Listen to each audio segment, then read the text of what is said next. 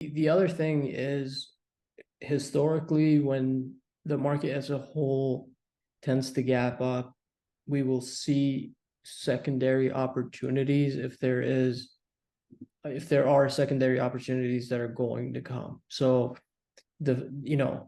with the gap up itself, there's no reason to completely throw your risk management out the door, where if this RXT tomorrow gaps up to 33 for absolutely no reason because Nvidia is gapped up, you bet there are going to be sellers at that point for this to come in and backfill eventually, set up properly. So I will, along those lines, and I'll just pitch it. Don't be in a hurry in that first half hour. Be patient, and if you missed it, you missed it. There's going to be plenty. And there's also this that there's no such thing as miss it, because there's going to be secondary consolidations. Whatever happens. So there's no, from a psychological perspective, there's no, I missed the train, I missed the boat, whatever people tend to say. There's no such thing. All you're doing is you're following a certain set of rules, and you're trading within the confines that you kind of listed for yourself, right?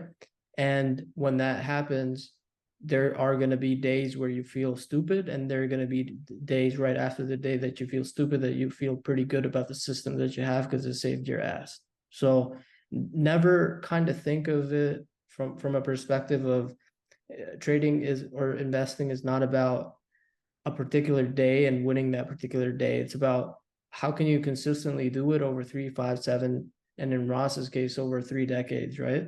And still be here to kind of say, hey, there was a time back in the day where Nvidia gapped up around 500, and that was the eventual top in the market. So just what I'm trying to say is just be patient. Be patient. Let your pivots form. If things gap up, let them consolidate. Institutions are not going to go rush. Nvidia has earnings. Let's go buy everything else for absolutely no reason. So things are going to consolidate, whatever the case might be, whatever happens tomorrow. Especially if you're new in the market, you just watch, wait for things to come back in to how you trade, and when you feel confident to put on that trade so that you can make progress, that's when you take action.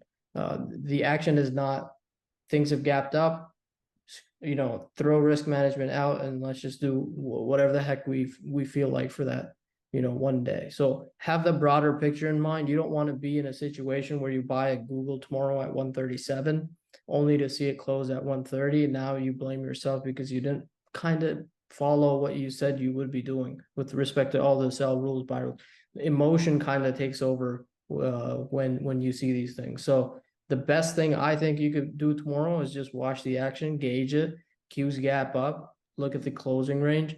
Things are going to consolidate. Nothing's going to go straight up, like an arrow and never come back, and everybody's going to be a millionaire. There's no such thing like that whatsoever. So, everyone except you. Right.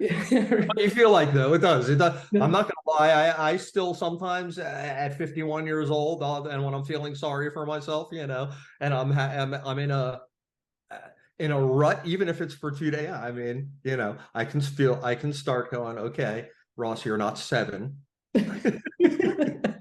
Seriously. So it's human nature to an extent. It's just how you handle it when you start to, those emotions come up because things aren't working. It gets frustrating very easily. Things gap up and you have zero exposure. Take it, don't go crazy. Don't get emotional. I think just keep, level-headed. This is about the bigger picture, not the smaller picture. It's not about tomorrow. It's about a couple of weeks from tomorrow. It's the next several years, hopefully decade, right? So don't be so short side. Trust me, I love when the money piles up quick and I got a little extra money to just feel good about, makes you feel safer, whatever it is. But there's going to be plenty of time. Don't forego risk management to try and be first. Rushing doesn't work, and there is no first. There really isn't.